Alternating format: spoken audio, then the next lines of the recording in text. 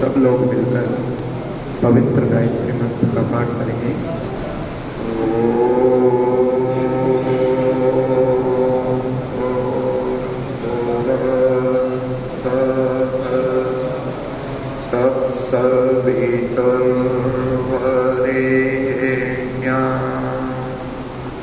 भर्गो देवस्य धीमहि धियो यो नः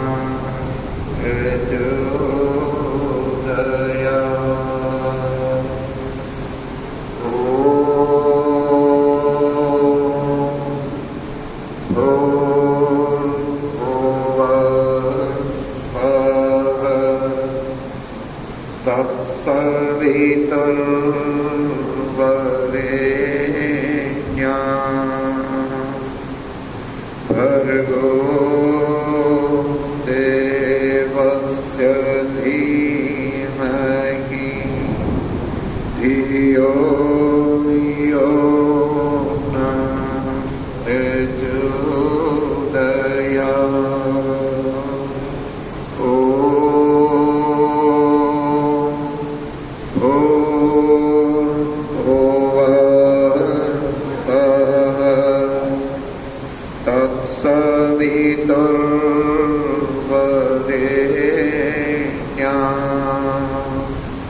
भर्गो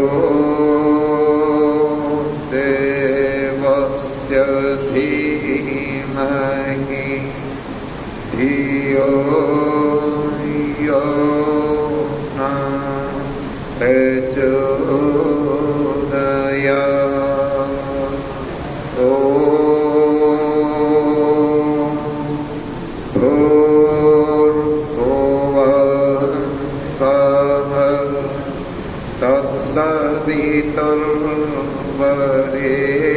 तत्सवितुर्वरेण्यं भर्गो देवस्य धीमहि धियो यो नः प्रचोदयात्।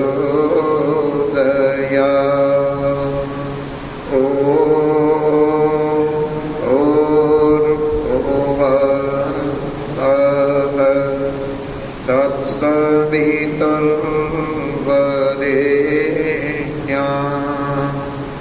भर्गो देवस्य धीमहि धियो यो नः प्रचोदयात्। मातृशक्ति एवं भद्र पुरुषम, आज हम सब लोग स्वर्गीय माता जी माया देवी जी जो 78 वर्ष की अवस्था में इस शरीर रूपी गाड़ी को छोड़ करके और उस परम पिता परमात्मा की व्यवस्था से इस अनंत की यात्रा में प्रयाण कर गई। माता जी ने चैत्र शुक्ल पूर्णिमा हनुमान जयंती के दिन प्रातःकाल 4 बजे ब्रह्म मुहूर्त में इस पार्थिव शरीर को छोड़ दिया। ऐसे सुअवसर परमात्मा की कृपा से जीवों को प्राप्त हुआ करते हैं।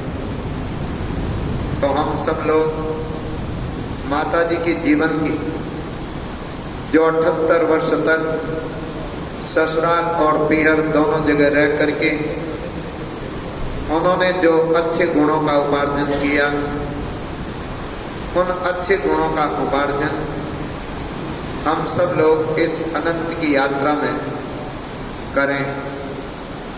परमात्मा ने हम सब लोगों को अनंत और अनादि की यात्रा के बाद एक दूसरे को प्रसन्नता देने के लिए, एक दूसरे का कल्याण करने के लिए, एक दूसरे की 100 वर्ष की यात्रा को आनंदमय बनाने के लिए परमात्मा ने अनंत और अनादि की यात्रा के बाद हम सबको मिलाया।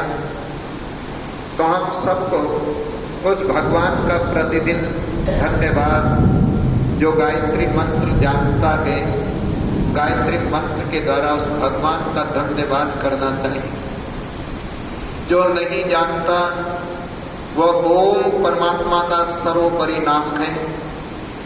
इससे उत्तम दुनिया में परमात्मा का और कोई मुख्य और निज नाम नहीं है। लेकिन परमात्मा से रोज प्रार्थना करें, और प्रार्थना इस बात की करें कि भगवान, इस 100 वर्ष की यात्रा में जिन लोगों को तूने मेरे साथ अनंत और अनादि की यात्रा के बाद मिलाया, मेरे उठने से, मेरे बैठने से, मेरे खाने से, मेरे पीने से, मेरे इन सह यात्रियों को भगवान किसी प्रकार का कोई कष्ट और क्लेश न हो जाए। मैं एक दिन ऐसे अंतराल में चला जाऊंगा जहाँ ये सब मेरे मित्र हितैषी छूट जाएंगे। भगवान, तुमने जिनको अनंत और अनादि की यात्रा के बाद मिलाया, मेरे किसी भी व्यवहार से इनको कष्ट और क्लेश न हो जाए, यही तेरे से याचना और प्रार्थना है। इसी का नाम उपनिषदों ने कहा, यही मुक्ति है। मुक्ति का अर्थ है हम सब पहले स्वयं दुखों से छूटे। हम सबको ये अकल हो कि जब मनुष्य को बहुत उत्तम ज्ञान की प्राप्ति हो जाती है तो ईमानदारी से, परिस्थितियां अनुकूल हो व विषम हो, जो श्रेष्ठ पुरुष होता है उसको कोई कष्ट और क्लेश इस यात्रा में नहीं होता।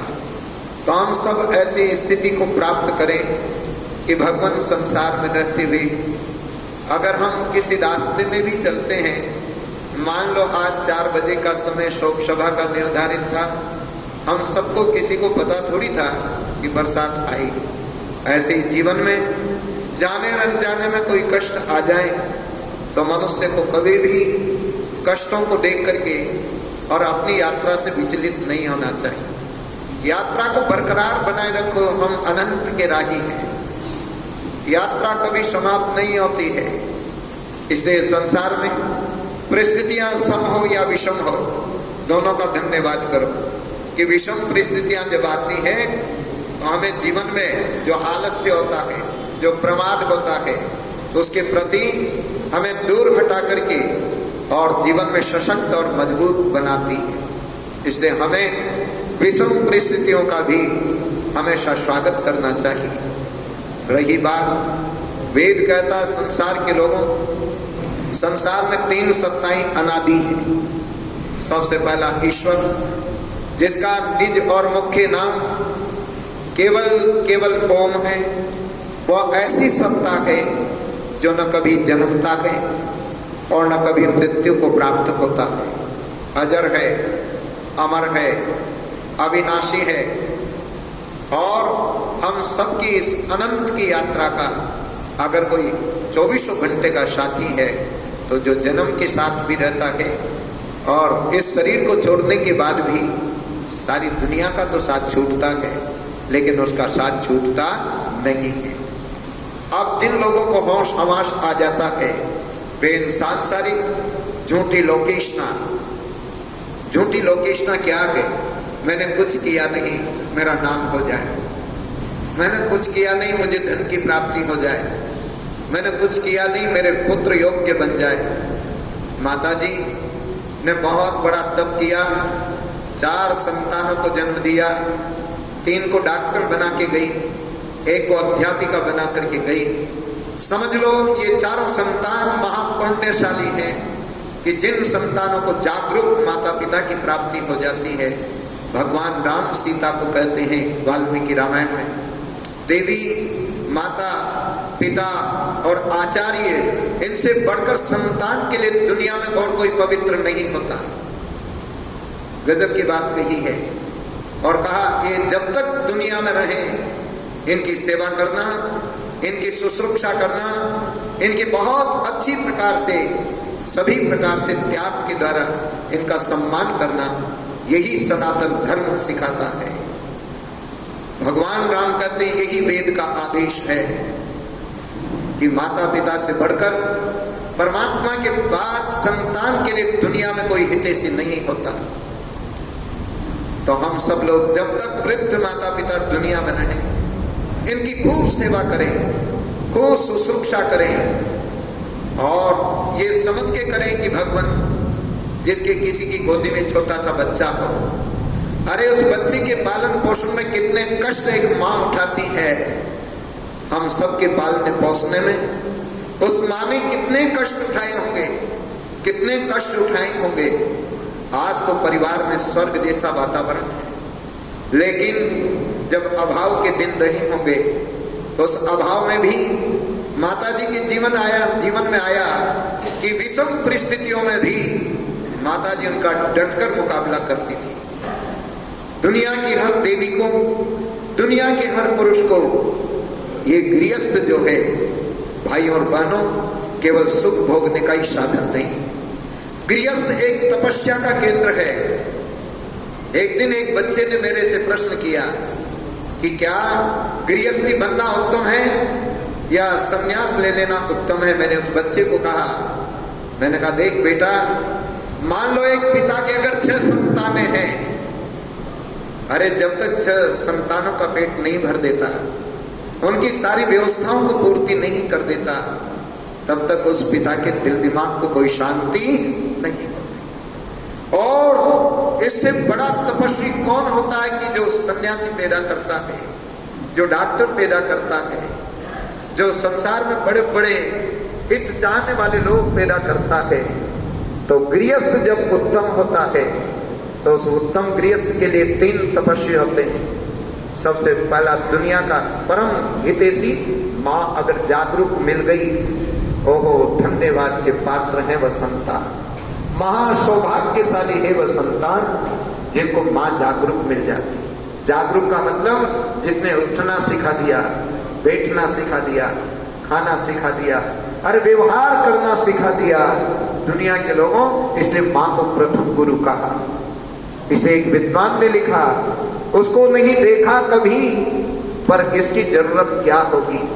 ओ माँ, तेरे से बढ़कर संसार में भगवान की मूर्त क्या होगी। संसार के लोगों, वेद ने कहा ईश्वर को अब तक न किसी ने देखा, न आगे कोई देख सकता है। ईश्वर अनुभूति का विषय है कि जैसे पुष्प तो दिखाई देता है, लेकिन सुगंध अब तक हम सब ने किसी ने नहीं देखी है, आगे भी कोई नहीं देख सकता है। ऐसी ही परमात्मा को तो किसी ने नहीं देखा, लेकिन इतने सुंदर जो व्यवस्था करता है, इस व्यवस्था को देख करके पता लगता है कि कोई न कोई व्यवस्थापक तो जरूर है। नहीं तो माया देवी जी आज कहाँ चली गई, जहाँ 3-3 और 6-6 डॉक्टर हों, कई प्रकार के डॉक्टर हों। शास्त्र कहता दुनिया के लोगों, अगर हम सब के बस में ये व्यवस्था होती तो शायद हमारे घरों में कभी मृत्यु नहीं आती। इसलिए ये मानना पड़ेगा दुनिया को कि दुनिया को चलाने वाला कोई और है। इसलिए जीवन में कभी किसी को किसी प्रकार का अभिमान हो जाए तो दुनिया के लोगों उसी क्षण ईश्वर को याद करो कि दुनिया का मालिक तो कोई और है। हम तो इस 100 वर्ष की यात्रा के राहगीर हैं। जब तक दुनिया में रहें, भगवान ऐसा परोपकार का कार्य करें, ऐसी सेवा का कार्य करें, जिससे इस शरीर को छोड़ने के बाद भी दुनिया याद करे कि कोई व्यक्ति आया था जो दुनिया में बहुत अच्छे काम करके और संसार से विदा हो गया। समझ लो उसी समय इस नाशवान शरीर में आना हम सबका सार्थक हो जाता है। बाकी पेट तो दुनिया की 84 लाख योनियों में भरता है, सबका भरता है। लेकिन केवल मनुष्य अगर पेट भरने तक सीमित रहता है तो एक नीतिकार ने कहा था, आहार निद्रा भय मैथुनंच सामान्यमेत पशुभिर्नराणां धर्मो की तेषां अधिको विशेष धर्मेण हीना पशुभिः समाना व्यवहार हीना पशुभिः समाना आचार हीना पशुभिः समाना। ये धर्म क्या है? शास्त्र कहता है संसार के लोगों, भगवान ने जिस कार्य में हमें नियुक्त किया है ये ईश्वर का वरदान है। उस कार्य में भगवान इतनी कुशलता को प्राप्त करें, इतनी कुशलता को प्राप्त करें, ये हमको शक्ति दो, हमको बुद्धि दो। ये गायत्री मंत्र में हम सब ने याचना की। स्वर्ग का धाम बनता है, सुखों का केंद्र बनता है। और जब अच्छे लोग सेवा के कार्यों को करते हैं तो समझ लो ये धरती साक्षात आनंद देने वाले हो जाती है।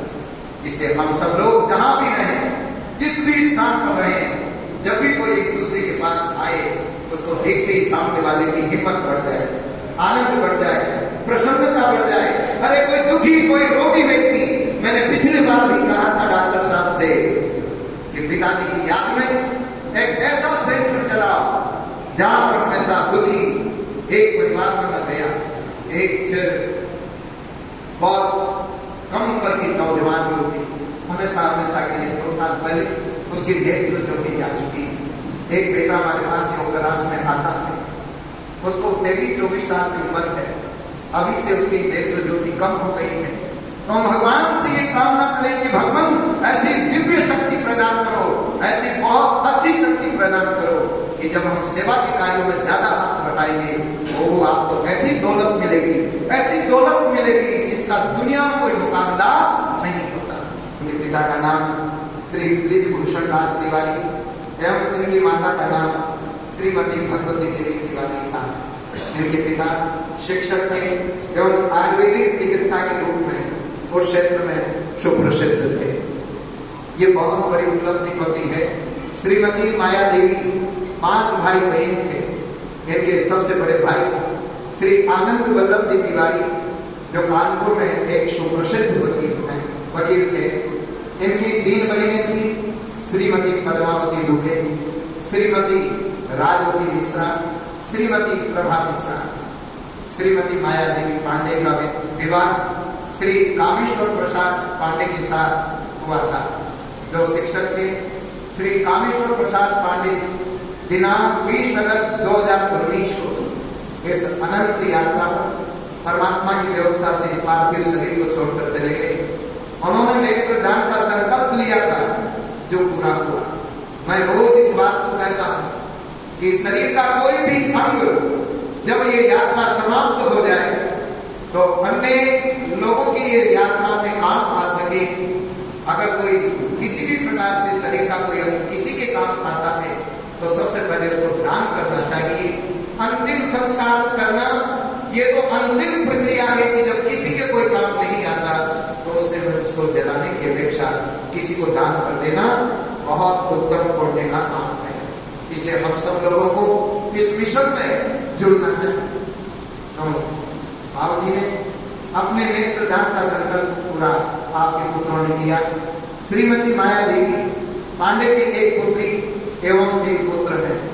पुत्री श्रीमती उषा पांडे झालावाड़ में शिक्षिका है। 3 पुत्र चिकित्सक हैं। जिन माता पिता की संतान बहुत योग्य हो जाती है, बहुत अच्छे क्षेत्रों में काम करती है, वे माता पिता जिंदगी जी मुक्त होते हैं। इससे बड़ी खुशी, इससे बड़ी प्रसन्नता माता पिता के लिए दुनिया में और कोई नहीं होती। 24 घंटे वे आनंदित रहते हैं। ज्येष्ठ पुत्र डॉक्टर सुरेश पांडे नेत्र चिकित्सक हैं एवं मझले छोटे पुत्र डॉक्टर राजेश पांडे एवं डॉक्टर दिनेश पांडे आयुर्वेदिक चिकित्सक हैं। श्रीमती माया देवी पांडे का मुख्य ध्यान बच्चों की शिक्षा पर रहा, जिसका परिणाम आपने देखा होगा। 4 पुत्र योग्य थे। उन्होंने अपने संपर्क में आने वाली समस्त महिलाओं को, बालक बालिकाओं को सुशिक्षित करने पर विशेष ध्यान दिया। माता जी बहुत बहुत धन्यवाद की बात रहेगी जो खुद तो जागरूक थी लेकिन अन्य देवियों को भी जागरूक किया।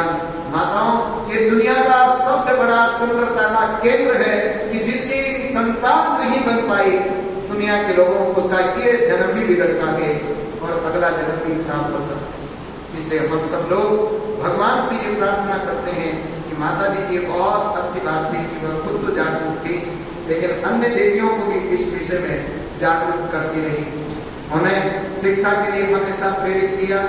वे प्रारंभ से ही कष्ट सहिष्णु एवं विषम परिस्थितियों में भी विचलित नहीं होती थी। तुलसी महाराज ने लिखा, धीरज धर्म मित्र अरु नारी आपातकाल पर रखिए यही जारी कि दुनिया के लोगों, दुनिया का कोई भी संकट आ जाए और मित्र जब कंधे से कंधा और कदम से कदम मिला करके चलता है तो हिमालय पर्वत जैसा कष्ट की राई बन जाता है। इसलिए मैं बार बार हर मंच पर इस बात को कहता हूँ कि भाई को भाई के साथ, पिता को पुत्र के साथ, पत्नी को पति के साथ एक दूसरे को कंधे के कंधा मिलाकर चलना चाहिए। 100 वर्ष की यात्रा बहुत सहज हो जाती है जो माता जी ने उपदेश दिया। सादा जीवन और उच्च विचार, ये माता जी की बहुत बड़ी विशेषता थी। वो मानने वाली महिलाओं में से एक माता जी थी और वो सामाजिक जीवन में बहुत सहजता का, स्पष्टवादिता का जीवन जीती थी।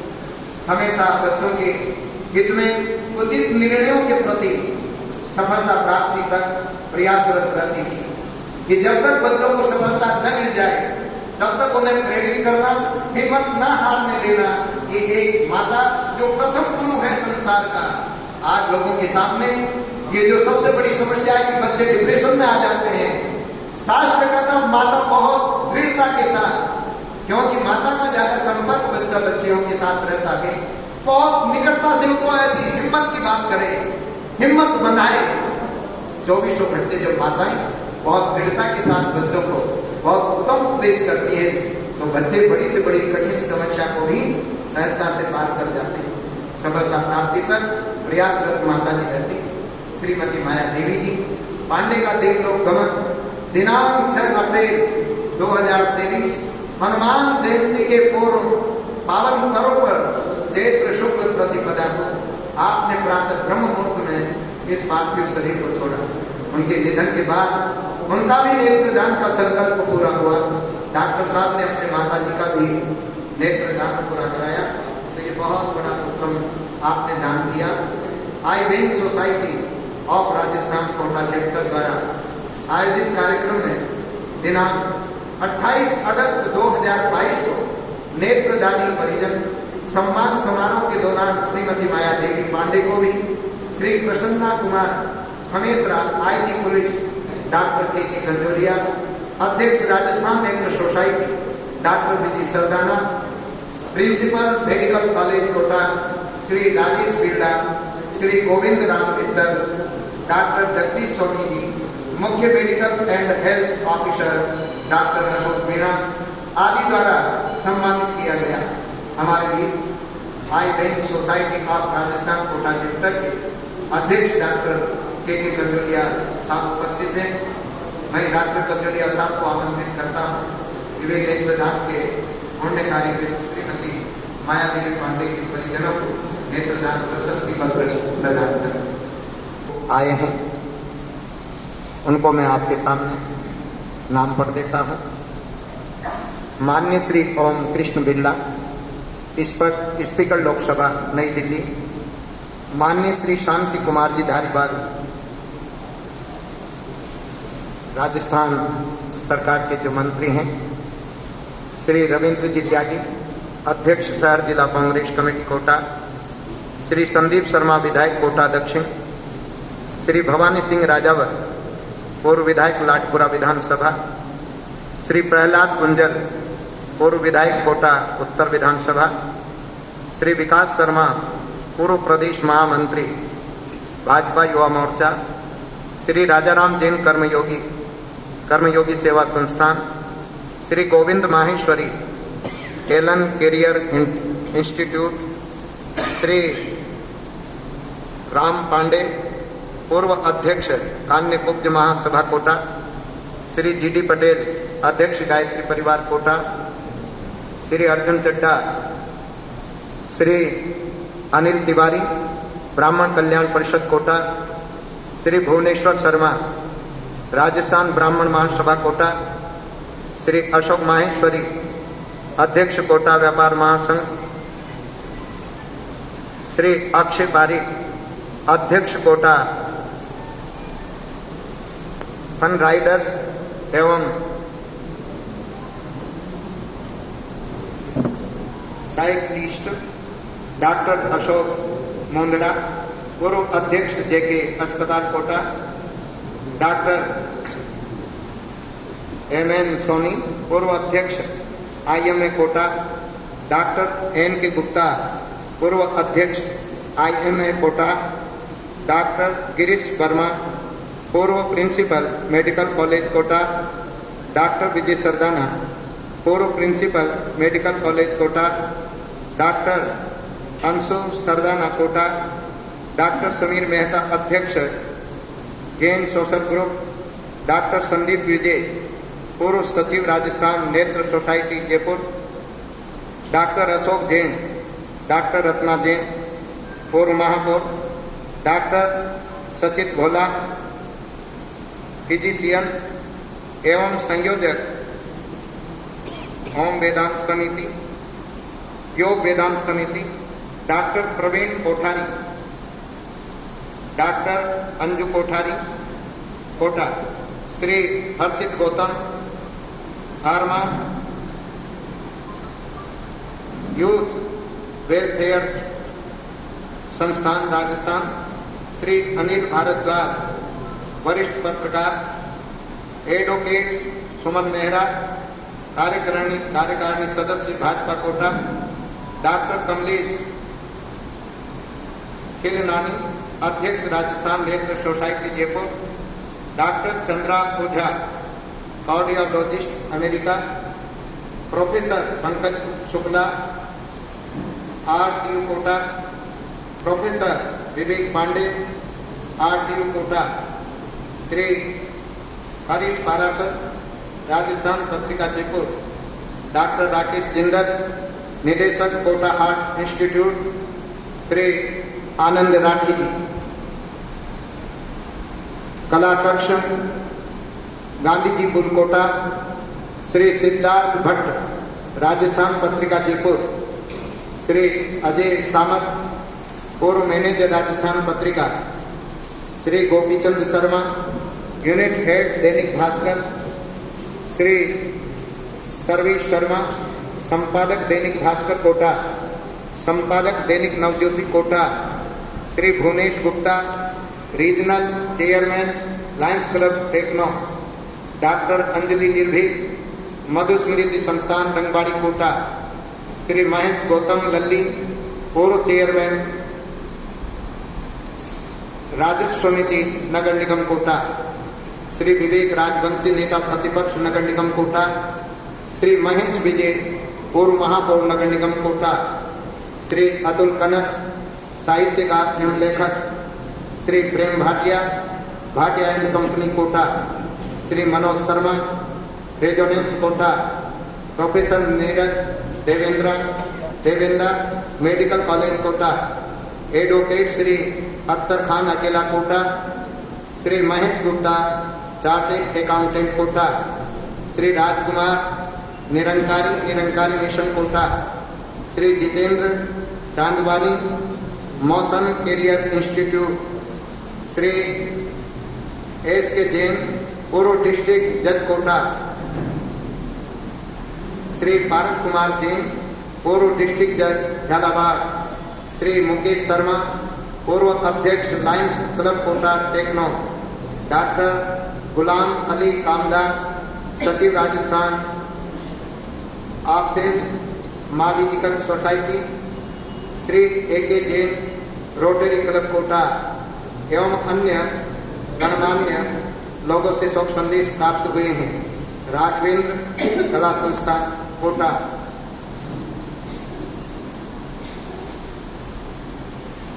ब्रह्ममूर्ति श्री मोदी बाबा लोक कल्याण trust Kota,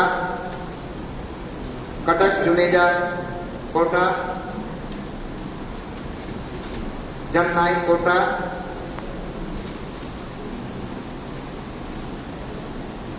Sudarshan Gautam Kota, Agarwal Nehru psychiatry centre Kota, आपरी चिट्ठी कोटा, राजस्थान ब्राह्मण महासभा कोटा, कोहिनूर पब्लिक सिटी कोटा, संत निरंकारी मंडल कोटा, भारत विकास परिषद कोटा, राजस्थान पत्रिका,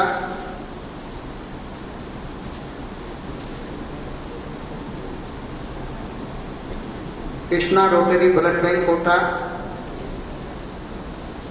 Kota cancer society Kota, Vedanta public senior secondary school Kota, senior secondary school Kota, और भी जाने अनजाने में जिनके शोक संदेश, जिनके नाम नहीं आए हैं, सबके स्वीकार कर लिए गए हैं। अब सब लोग अपने स्थान पर बैठे बैठे